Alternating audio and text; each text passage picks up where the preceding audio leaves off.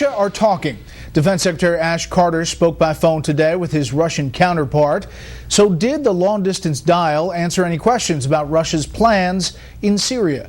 Correspondent Kevin Cork is at the White House tonight with whether the administration is feeling reassured.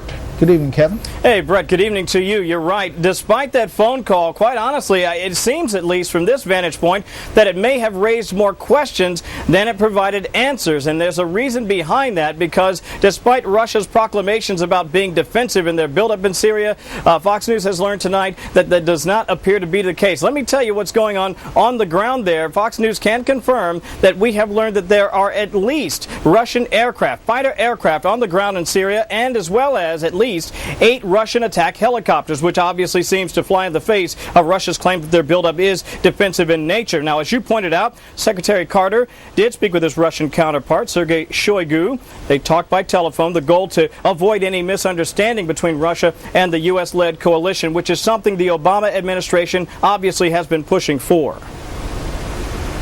Our goal here is to pursue this practical cooperation to try to advance the interests of our anti-ISIL coalition and to try to safeguard as much as possible the operations that are underway as a part of that mission inside of Syria.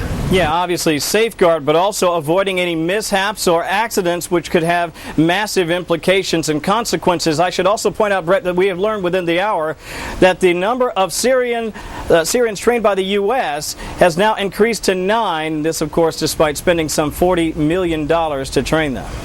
4 or 5 to 9. Yeah. Okay, Kevin, the White House is also prepping, obviously, for next week's papal visit.